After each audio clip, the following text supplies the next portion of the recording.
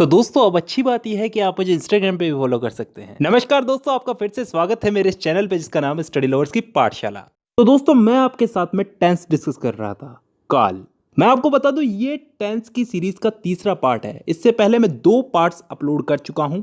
अगर आपने नहीं देखे हैं और आप देखना चाहते हैं तो डिस्क्रिप्शन में आपको लिंक मिल जाएगी। मेरे हिसाब से आपको वो पहले देख लेनी चाहिए, उसके बाद ये तीसरा पार्ट देखिएगा। तो आज की वीडियो में हम लोग समझेंगे कंटिन्यूअस टेंस।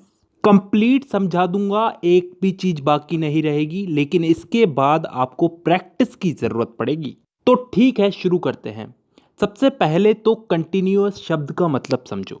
काम चल रहा है, कोई भी काम चल रहा है। जैसे मैं खा रहा हूं, पी रहा हूं, नाच रहा हूं, ये सारे काम किस में हो रहे हैं? प्रेजेंट में, आज में।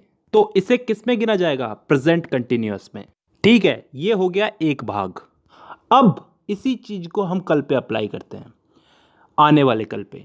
अगर हम आने वाले कल में इसी चीज को बोलें तो कैसे बोलेंगे कि कल मैं नाच रहा था, कल मैं खा रहा था, कल मैं पढ़ रहा था, वगैरह वगैरह। मतलब जो ये चीजें थी सारी, ये कल हो रही थी, कल ये चीजें कंटिन्यू थी, और इसे मैं आज बता रहा हूं। तो इसे किस में गिना जाएगा? पास्ट कंटिन्यूअस में। अब यार 2 टेंसेस में हो चुकी है, प्रेजेंट और पास्ट में, तो फ्यूचर में भी हो सकती है। कल मैं खा रहा होऊंगा, कल मैं नाच रहा होऊंगा। तो मतलब कोई भी काम कल कंटिन्यू रहेगा, तो इसे कहेंगे हम फ्यूचर कंटिन्यूअस। तो कहने का मतलब है कि तीनों कालों में काम चल रहा है, प्रेजेंट कंटिन्यूअस, पास्ट कंटिन्यूअस और फ्यूचर कंटिन्यूअस। और अगर इन तीनों को हम अपने चार्ट के हिसाब से देखें तो यही तीनों आज हमें पढ़ने हैं। तो मैं सबसे पहले प्रेजेंट कंटिन्यूअस वाले वाक्यों को लेता हूं। अगर मैं आपको इसमें कुछ इंग्लिश में सेंटेंस बनाने के लिए दूं, कुछ जैसे मान लो मैं फुटबॉल खेल रहा हूं, इसी का एक नेगेटिव दूं कि मैं फुटबॉल नहीं खेल रहा हूं, और एक प्रश्नवाचक कि क्या मैं फुटबॉल खेल रहा हूं, तो इन तीनों को इंग्लिश में ट्रांसलेट करना कोई बड़ी बात तो नहीं है। लेकिन फिर भी अगर हमें इनके रूल्स पता होंगे, रूल्स मालूम होंगे, तो इन्हें ट्रांसलेट करना इतना आसान हो जाएगा कि हम कैसे भी सेंटेंस को ट्रांसलेट कर सकते हैं। तो मेरे हिसाब से हमको पहले रूल्स समझ लेने चाहिए। बहुत ही सिंपल से रूल्स हैं, आराम से समझ में आ जाएंगे। सबसे पहला और इंपॉर्टेंट रूल कि भैया कोई भी काम चल रहा है तो ING वर्ब की फर्स्ट फॉर्म के साथ जुड़ेगा। जैसे ईटिंग, ड्रिंकिंग, डांसिंग वगैरह वगैरह, सब कामों के आगे ING आ रहा है ना, तो वर्ब के आगे, वर्ब की फर्स्ट फॉर्म के आगे ING लगाएंगे। दूसरा रूल इज, एम, आर का प्रयोग। यह बहुत ही सिंपल चीज है, बहुत सिंपल चीज। इन तीनों में ये जो एम है ना, इसका लफड़ा तो छोड़ ही दो, क्योंकि यह हमेशा आई के साथ ही जुड़ेगा। उदाहरण के लिए I am a boy, I am a teacher, तो जुड़ रहा है ना आई के साथ एम, आई एम। जहां तक बात है इस इज की, तो ये इज हमेशा सिंगुलर सब्जेक्ट यानी कि एक वचन के साथ जुड़ेगा। जैसे he, she, it, he is, she is, it is, तो मतलब है तो अकेला आदमी ना, तो अकेले पर्सन के साथ में इज जुड़ेगा। अब जहां तक बात है इस आर की, इसका तो आप सोच ही सकते हैं किसके साथ में जुड़ेगा? प्लूरल के साथ में, बहुवचन के साथ में, यानी कि यू, वी, दे। बहुत सारे लोग हैं, उनके साथ में आर जुड़ेगा। You are, we are, they are. तो अब तीनों का मतलब समझ में आ गया होगा, ठीक है। लेकिन अब जब हम एग्जाम्पल उठाएंगे तो आराम से समझ में आएगी ये चीज। इसके बाद अगला नियम यह है कि नेगेटिव सेंटेंस जो होते हैं जिसमें नहीं का प्रयोग होता है, तो ये इज, एम, आर के बाद में नॉट लगा दिया जाता है। ये बहुत ही सिंपल सी चीज है, सेंटेंस बनाने के साथ साथ याद हो जाएगी। और यही हमारा लास्ट नियम यह है कि इंट्रोगेटिव सेंटेंस जो होते हैं, जिसमें प्रश्नवाचक होते हैं जो, उसमें सब्जेक्ट के पहले ये इज, एम, आर लग जाता है। ये नियम भी हमें सेंटेंस बनाने के साथ साथ याद हो जाएगा। तो अब रूल्स हमारे सारे कंप्लीट हो चुके हैं, अब हमें सेंटेंस बनाने चाहिए। अब हम वही 3 सेंटेंस उठाते हैं जो हमने पहले उठाए थे। मैं फुटबॉल खेल रहा हूं, नेगेटिव में मैं फुटबॉल नहीं खेल रहा हूं, और इंट्रोगेटिव में क्या मैं फुटबॉल खेल रहा हूं। इन तीनों को अगर हम इंग्लिश में ट्रांसलेट करें तो पहले वाले को हम इंग्लिश में बदल के देखते हैं। मैं फुटबॉल खेल रहा हूं का आई एम प्लेइंग फुटबॉल। यहां पे हमारे जो भी रूल्स थे हमने फॉलो किए हैं। आई के साथ हमेशा एम लगेगा और प्ले जो है वर्ब है इसके साथ आईएनजी लगेगा और फुटबॉल जो है वो ऑब्जेक्ट है, उसमें कोई चेंजेस नहीं होते। ठीक है, अब नेगेटिव में इस सेंटेंस को बदल के देखते हैं। मैं फुटबॉल नहीं खेल रहा हूं, I am not playing football. यहां पे आई के साथ एम लग गया, उसके साथ नॉट लग गया। जैसा कि मैंने आपको रूल समझाया था कि ये सेंटेंस बनाने के साथ साथ समझ में आ जाएगा।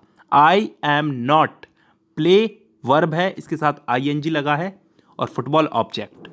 तो अब इस तीसरे वाले इंट्रोगेटिव सेंटेंस को इंग्लिश में बदल के देखते हैं। क्या मैं फुटबॉल खेल रहा हूं, एम आई प्लेइंग फुटबॉल। यहां पे एम जो है ये सब्जेक्ट के आगे आ गया, ये आई के आगे आ गया और लास्ट में जाकर के क्वेश्चन मार्क लग गया और प्ले जो कि वर्ब है इसके साथ आईएनजी लग गया और इसी के साथ साथ हमारा प्रेजेंट कंटीन्यूअस टेंस खत्म होता है। अब चलते हैं हम लोग पास्ट कंटीन्यूअस टेंस पे। अब दोस्तों इस पास्ट कंटीन्यूअस टेंस में ऐसी चीजों को बताया जाता है जो पास्ट में चल रही थी। मैंने आपको शुरू में एग्जांपल देकर के समझाया था कि मैं पढ़ रहा था, मैं खेल रहा था, तो इसके भी 3 वाक्य बन सकते हैं।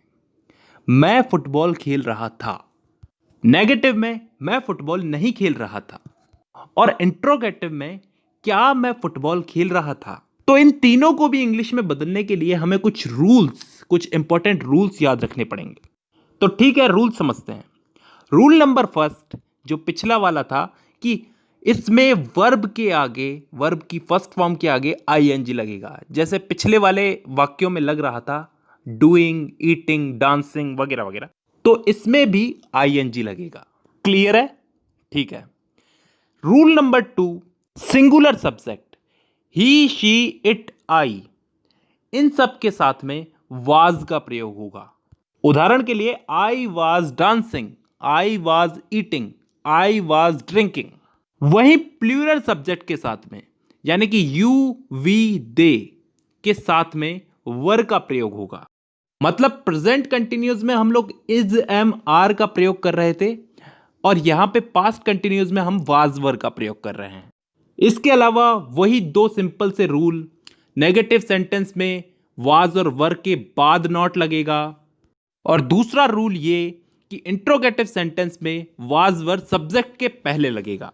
हम लोगों ने जो हिंदी के सेंटेंस उठाए हैं उनको हम इंग्लिश में ट्रांसलेट करके देख ही लेते हैं, हमको समझ में आ जाएगा।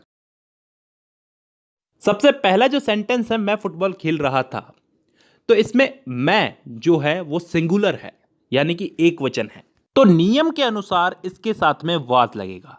आई वाज, प्ले जो है वर्ब है, इसके साथ में आईएनजी लगेगा, प्लेइंग फुटबॉल, तो is equal to I was playing football. यही अगर नेगेटिव में करके देखें तो मैं फुटबॉल नहीं खेल रहा था, वही नियम के अनुसार वाज के साथ में नॉट लग जाएगा, I was not playing football. बहुत सिंपल है ना? ठीक है, अभी इसको प्रश्नवाचक में बदल के देखते हैं कि क्या मैं फुटबॉल खेल रहा था, वाज आई प्लेइंग फुटबॉल। अब यहां पे वाज पहले क्यों आया? नियम के अनुसार वाज पहले ही आएगा क्वेश्चन मार्क वाले सेंटेंसेस में। तो दोस्तों तीनों सेंटेंसेस को समझने के साथ साथ हमारा पास्ट कंटिन्यूअस टेंस भी कंप्लीट होता है। अब हम लोग चलते हैं लास्ट फ्यूचर कंटिन्यूअस टेंस पे। जैसा कि मैंने वीडियो की शुरुआत में बताया था, इसमें ऐसे सेंटेंसेस आते हैं जो काम फ्यूचर में हो रहा होगा, हम फ्यूचर में वो काम कर रहे होंगे। जैसे मैं खा रहा होऊंगा, मैं खेल रहा होऊंगा, मतलब कोई काम हम फ्यूचर में कर रहे होंगे, कंटिन्यू कर रहे होंगे। जैसे उदाहरण के लिए मैं फुटबॉल खेल रहा होऊंगा, नेगेटिव में मैं फुटबॉल नहीं खेल रहा होऊंगा और इंट्रोगेटिव में क्या मैं फुटबॉल खेल रहा होऊंगा। तो इन तीनों को इंग्लिश में बदलने के लिए वही हमारे इंपॉर्टेंट रूल्स याद करते हैं, उसके बाद हम इनको इंग्लिश में बदलेंगे। तो इसके जो रूल्स हैं वो बहुत ही सिंपल है दोस्तों। इसमें सिंगुलर हो या प्लूरल हो, सबके साथ में विल बी का प्रयोग होगा। नेगेटिव सेंटेंस में बी के पहले नॉट का प्रयोग होगा, जैसे she will not be going to college. और इंट्रोगेटिव सेंटेंस में विल का प्रयोग जो है वो वाक्य के प्रारंभ में होगा। जब हम इन एग्जाम्पल्स को इंग्लिश में बदलेंगे तो आराम से समझ में आ जाएगा। तो फिर शुरू करते हैं हमारे एग्जाम्पल्स को इंग्लिश में बदलना। मैं फुटबॉल खेल रहा हूंगा, I will be playing football. मैंने कहा था ना इन वाले वाक्यों में विल बी आएगा, तो ये आ गया विल बी। ठीक है, प्ले वर्ब है तो मैंने कहा था आईएनजी लगेगा। कंटिन्यू अगर पास्ट में हो, प्रेजेंट में हो, फ्यूचर में हो, आईएनजी तो लगेगा ही। अगर इसी सेंटेंस को हम अगर नेगेटिव में बदल के देखें, मैं फुटबॉल नहीं खेल रहा हूंगा, तो I will not B playing football. यहां पे ये नॉट जो है ये बी के पहले लगा है। मैंने आपको बताया था रूल्स के अनुसार नेगेटिव सेंटेंस में बी के पहले नॉट लगेगा, तो I will not B playing football. और अगर इसी सेंटेंस को हम लोग इंट्रोगेटिव में बदल के देखें, क्या मैं फुटबॉल खेल रहा हूंगा, will I be playing football. यहां पे विल पहले क्यों आया ये बताने की जरूरत नहीं है, क्योंकि इंट्रोगेटिव में विल पहले आता ही आता है और एंड में जाकर के क्वेश्चन मार्क लगेगा। तो यहां पे हम लोगों ने इन वाक्यों को इंग्लिश में ट्रांसलेट करके फ्यूचर कंटिन्यूअस टेंस भी समझ लिया, और इसी के साथ हमारे चार्ट के हिसाब से हमारा कंटिन्यूअस टेंस भी कंप्लीट हो गया। अगली वीडियो में मैं आपको परफेक्ट टेंस के बारे में कंप्लीट समझाऊंगा, प्रेजेंट परफेक्ट, पास्ट परफेक्ट और फ्यूचर परफेक्ट टेंस। ठीक है, आज की वीडियो में बस इतना ही। अब मुलाकात होगी आपसे अगली वीडियो में, तब तक के लिए धन्यवाद।